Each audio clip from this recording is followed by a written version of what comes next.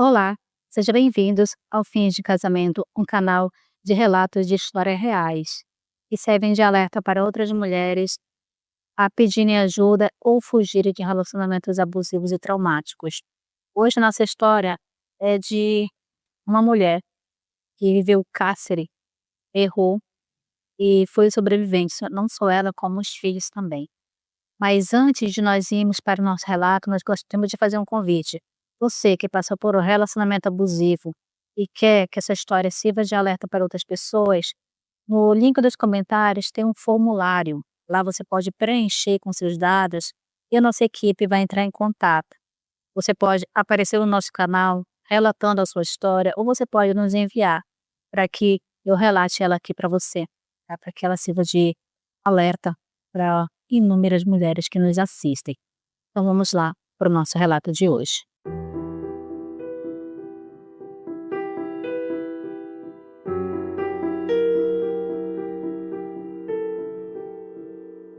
Então, quando eu conheci o Daniel, eu não fazia ideia de que um dia eu teria medo até da respiração dele. Ele era um homem muito educado, reservado, dizia as palavras certas. Eh, Esse é o perfil da maioria dos homens dos relatos do nosso canal. Geralmente eles, no início do relacionamento, para que ele consiga predar, né, a sua presa, eles sempre se mostram assim. Um homem respeitável, né, um homem educado, um homem reservado, de boas maneiras.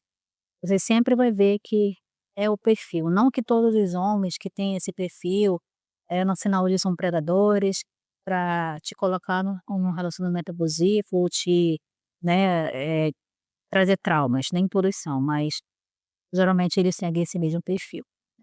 Então ele trabalhava com uma segurança. Ele era discreto e quase misterioso. E aquilo de alguma forma me atraía.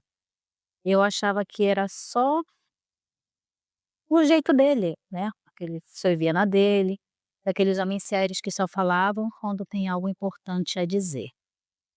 Nos primeiros meses, ele era atencioso, ele levava flores simples, me ligava todas as noites para saber se eu tinha chegado bem em casa, dizia que eu gostava de mulher de respeito. Quando eu falava isso, ele olhava nos meus olhos como se me escolhesse para ser a exceção. E outra coisa, eles sempre demonstram que eles são. Desde o primeiro encontro, eles sempre dão o sinal de alerta. E às vezes a gente cai por pura carência e ignorância mesmo. Então aqui ele deu um sinal claro de como ele era, mas ela achou que era apenas o jeito dele, né? Então ela não deu ouvidos ao sexto sentido dela, né? Então eu me sentia protegida com aquele jeito, quase importante, né, por eu ser uma exceção, ele dizer que eu era uma mulher de respeito, então me sentia muito importante, uma mulher importante. Eu tinha saído de um relacionamento frio, então ver alguém que demonstrava tanto cuidado me encantou.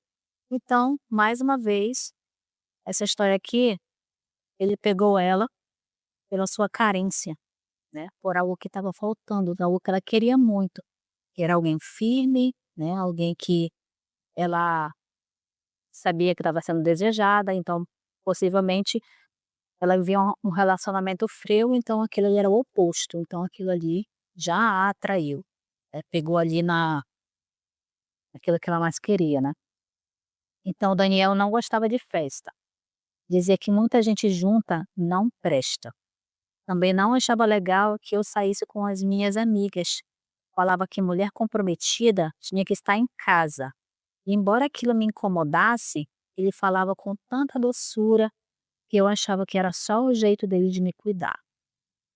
Tá vendo só? Ele sempre deu o sinal desde o início do relacionamento.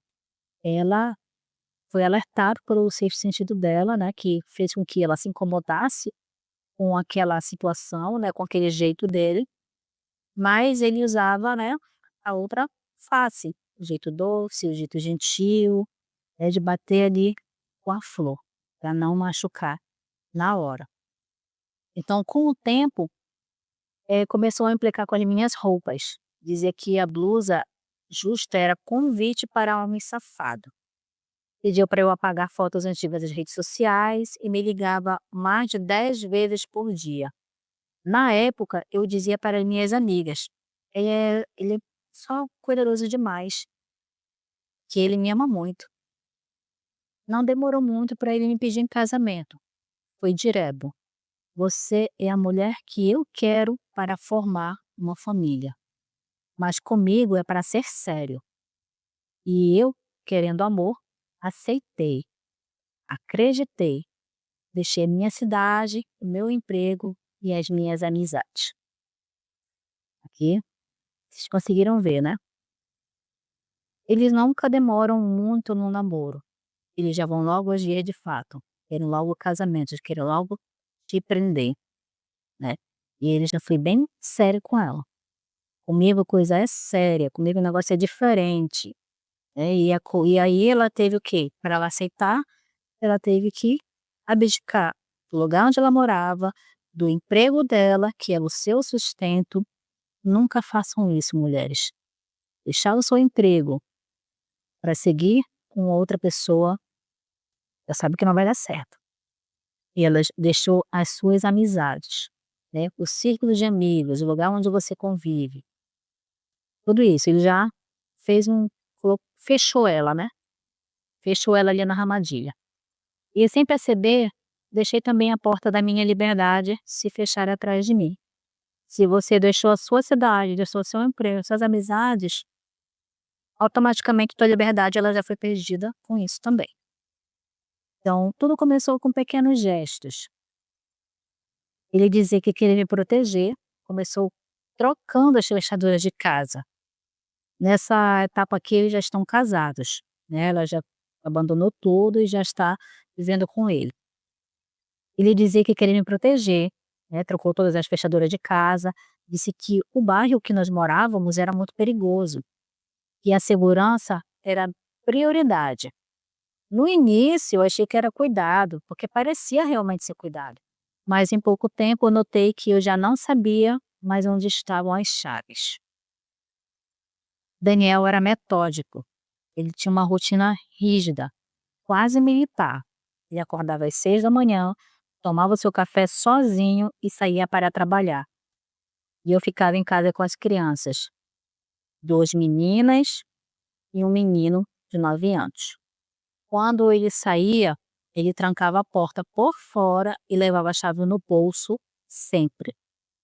"É para a segurança de vocês", ele dizia, mas a sensação era outra, né, que ela já tinha os filhos, né, já estava há vários anos com ele. Então, a princípio eu achei que era paranoia, mas com o tempo eu percebi que as janelas já estavam com grades novas, as trancas internas que eu não lembrava de ter pedido. E também instalou câmeras por dentro da casa, uma na cozinha, outra na sala, uma no quarto das crianças, e disse que era para cuidar de longe, mas ele assistia de tudo a todo tempo. Então ele tinha o controle de toda a casa. Trancava, já sabia que ela não ia conseguir sair, né. Eu comecei a me sentir observada até dentro do banheiro.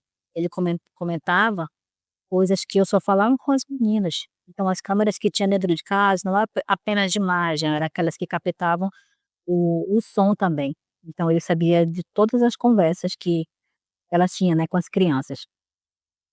Eu comecei a cochichar e a esconder bilhetes, mas era inútil. Ele sempre sabia.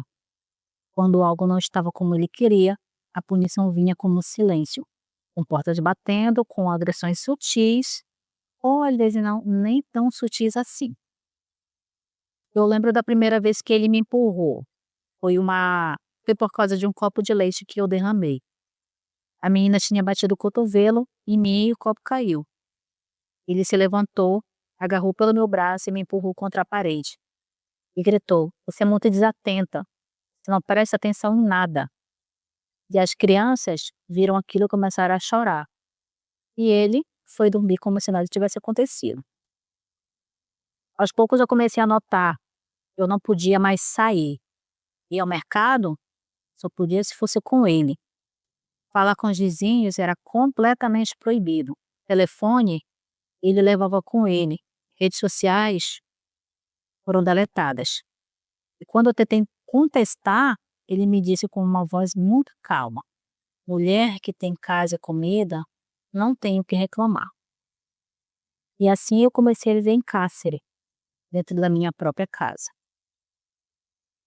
Mas antes disso, quando as crianças podiam sair, podiam brincar, geralmente elas saíam somente no horário que ele não estava e eram horários reduzidos. Em um desses dias, quando um dos nossos filhos, né, começou a ficar tentado em jogos de videogame, naquelas lan houses, né, onde tinha aqueles jogos, ele começou a ir, né, tinha os amiguinhos dele e eu permitia que ele fosse, né, no horário que o pai não estava, porque aquela ali era a única diversão que ele tinha. E eu não tinha o direito de privar ele do pouco de liberdade que ele ainda tinha. Não podia jogar a culpa da minha escolha em cima dos meus filhos.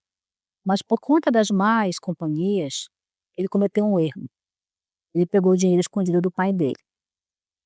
Até que ele descobriu e puniu tanto a mim quanto aos seus irmãos. Ele não queria saber quem era o culpado, ele queria punir. Então ele foi lá, ele pegou uma lata de óleo, abriu, fez vários furos como se fosse um ralador. Depois ele pegou o milho, moeu e jogou no chão. E como forma de punição, ele me obrigou a ficar de joelhos lá. Então, de acordo com a minha idade, era os segundos que eu ficava. Eu tinha 38 anos, eu fiquei 38 segundos em cima do ralador, depois 38 em cima do milho, até o menorzinho. Quando eu tentei intervir, quando chegou na bebezinha mais nova, foi que eu recebi a agressão e mais ameaças. Eu não tinha que me meter, eu tinha apenas que obedecer. Então ele era mestre em manipular o tempo. E ele fez com que aquele dia parecesse eterno. E o relógio era dele e o tempo era dele. E a casa era dele. E nós apenas existíamos sob as condições que ele impunha. O medo era constante. Todas as vezes que a chave estava girando na porta, era como se fosse o reinício de um pesadelo, e a gente não podia acordar. Com o tempo ele criou regras. As meninas só podiam brincar depois de arrumar o quarto, de forma impecável. E se deixasse uma boneca no sofá, elas ficavam sem janta. Sim, sem janta. Uma vez a menor teve febre e eu tive que levá-la ao hospital. Ele me olhou fixamente e disse: "Você vai deixar a casa sozinha por causa de uma gripe? Você quer ser responsável agora?" Ele falava como quem dá sermão, mas havia violência nos olhos. Quando eu respondi que ela precisava de atendimento, ele jogou a caixa de remédio no chão e me empurrou contra a porta da cozinha. E era sempre assim, agressões escondidas nos detalhes, mas doíam. O pior do que a dor física era o terror psicológico. Eu sempre costumo dizer que só porque ele não te bateu, não quer dizer que você não foi agredida. A agressão ela começa aqui, ó. Sai daqui, por último aqui, né? Por último no punho. Então eu cheguei a tentar fugir uma vez, quando ele esqueceu a chave na cômoda, mas a porta da frente tinha uma trava elétrica que ele controlava no celular. Eu tentei abrir pela cozinha, a grade com cadeado. Eu fui pro quarto e chorei, em silêncio por horas, com as duas meninas dormindo ao meu lado. Então aqui ela conseguiu identificar de que ela não vivia um relacionamento saudável, né, tentou fugir por inúmeras vezes, mas ela não conseguia. O cárcere já estava feito, e para você sair assim, tem que ter um plano, né, um plano bem estudado, sem falhas, para que você consiga fugir. Eu comecei a ensinar, as crianças em segredo. Se um dia eu batesse a palma 2 vezes, elas deveriam ir direto para o banheiro e se trancar. Eu criava códigos como forma de defesa. Sabia que não podia enfrentá-lo de frente, então eu passei a esperar e a planejar. É isso aí. Os vizinhos as vizinhas começaram a desconfiar. Uma delas me deixou um bilhete na caixa de correio e perguntou: "Tá tudo bem aí?" Na hora que eu vi o bilhete, eu tremi, mas eu não respondi. Eu sabia que ele conferia tudo, até as latas de lixo ele inspecionava. O cara era louco, né? Completamente psicopata. E assim o medo virou rotina e o silêncio virou sobrevivência. Com um pouco mais de tempo, as meninas começaram a se calar. O menino tentava intervir algumas vezes, mas recebia agressão em troca. Eu conversava com ele, pedia para que ele não se metesse, que as coisas iriam melhorar, que eu ia dar um jeito. A mais nova Beatriz passou a gaguejar quando o pai chegava. A pequena desenvolveu uma mania de roer as unhas até sangrar. Elas tinham medo, medo até do som da maçaneta. E eu sentia muita culpa por isso. Então as crianças começaram a desenvolver problemas, né, por conta do tanto medo que elas sentiam, né, começou a respingar nelas a má escolha que a mãe fez, né. Então, Daniel dizia que a educação que ele dava era uma educação rígida, e que hoje em dia as crianças são mimadas demais, mas o que ele fazia era um massacre psicológico. Quando tiravam nota baixa, ele fazia que elas se ajoelhassem no milho, literalmente, dizia que era para eles aprenderem a não repetir o erro. As refeições viraram momentos de tensão. Nós tínhamos que comer em silêncio. Eu servia os pratos e sentava por último. Uma vez, Beatriz derrubou o arroz no chão. Ele jogou o prato dela no lixo e disse: "Se não sabe valorizar o que tem, vai dormir com fome." Ela chorou baixinho no travesseiro a noite inteira. À noite, ele exigia sexo, mesmo quando eu dizia que eu não queria, que eu estava exausta. Mas mesmo quando eu chorava e dizia: "Você é minha mulher, e mulher minha tem que cumprir o que deve." E era isso. Não havia mais desejo, eu só sentia medo, e a cama virou para mim uma prisão. Eu comecei a perder peso, a minha menstruação ficou desregulada, as dores de cabeça eram constantes, e eu acordava no susto, suando, ouvindo barulhos que nem existiam. Ele dizia que se eu começasse a ficar doida, ele ia me internar, porque eu só estava com frescura. E talvez eu estivesse mesmo enlouquecendo, mas não por dentro, e sim de tanto engolir gritos sem som. E aqui ela relata já a noite, né, que ela conseguiu, felizmente, fugir, né, do seu cárcere. Então ela fala que foi numa sexta-feira, ele chegou alterado, ele tinha bebido, o que era raro, o que é uma coisa bem rara mesmo, porque geralmente, eh, todos eles bebem ou usam alguma droga ilícita, né, para cometer cada vez mais atos agressivos, mas esse aqui ele não tinha hábitos de beber, ele era ruim mesmo e abusivo por natureza. Então a raiva dele estava estampada, dizia que o patrão o humilhou.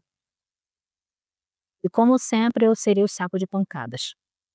Começou implicando com o jantar, o arroz estava sem sal, a carne estava dura demais e a toalha de mesa estava manchada. E eu simplesmente eu calei. Eu sabia como ele era, eu sabia o que viria logo depois. Então imediatamente eu peguei o prato, joguei fora e comecei a preparar outro. Ele veio por trás, puxou meus cabelos e bateu com a palma da mão bem forte na minha nuca. Na hora minhas pernas falharam. Eu caí no chão da cozinha e as crianças gritavam, e ele gritou mais alto: "Se vocês não se calarem, vocês vão apanhar também." E foi aí que eu vi o terror nos olhos dela, um terror que me quebrou por dentro. Naquela noite ele me arrastou para o quarto, me jogou na cama, me obrigou a fazer o que ele queria. Depois virou para o lado e dormiu. Eu fiquei acordada com o corpo imóvel, só respirando, tentando lembrar o nome de quem um dia eu fui. Na manhã seguinte, uma das meninas trouxe uma toalha molhada e encostou no meu rosto e disse bem baixinho: "Mamãe, a gente vai fugir um dia, tá?" Naquele momento eu chorei, não porque duvidava, mas porque pela primeira vez a esperança tinha vindo de alguém menor do que eu. Eu decidi naquele momento que eu não ia morrer naquela casa, nem eu, nem os meus filhos, mas precisava de um plano, de provas, de tempo e principalmente da chance certa. E essa chance viria com uma queda inesperada. Então, numa manhã, ele escorregou ao sair do banho e bateu a cabeça. E desmanhou por alguns segundos. E eu e as crianças assistimos aquela cena em choque. Mas o meu instinto foi claro: corre, corre agora. Eu peguei a chave que ele deixou no bolso da calça, trancaram no quarto, e era agora ou era nunca. Peguei os documentos, um pouco de dinheiro escondido e saí com as meninas pela porta da cozinha. O menino veio logo depois, assim que eu consigo destrancar a grade. Nós corremos muito por 3 quarteirões, até a casa da vizinha que havia deixado o bilhete meses antes. Bati na porta como se o mundo estivesse desabando. Ela nos acolheu, nós ligamos para a polícia, depois para uma ONG de proteção à mulher. Nós fomos levadas para um abrigo. Eu tremia. As meninas não falavam, mas estávamos vivas, finalmente. Com o tempo, denunciei tudo. Levei foto dos hematomas, dos relatórios escolares, dos laudos médicos, registro das câmeras que ele mesmo instalou. E quando ele tentou se aproximar, a medida protetiva já estava assinada. E pela primeira vez, a justiça agiu rápido. O que é de grande surpresa, né? Porque as maiores vítimas de feminicídio estão lá com as medidas protetivas todas assinadas, mas eles não respeitam. Para eles, a lei não existe, né? E depois que nós perdemos a vida, do que adianta ele estar preso? Nossa vida não vai voltar, né? E hoje nós vivemos em outro estado.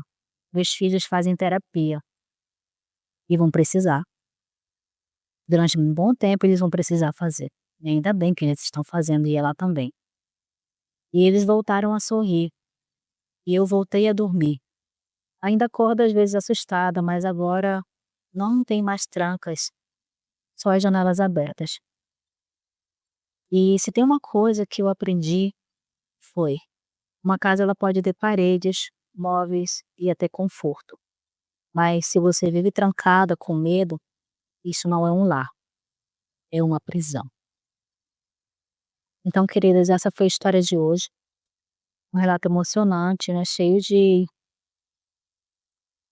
gatilhos emocionais para muitas de nós, mas que nos ajudam a identificar um possível agressor.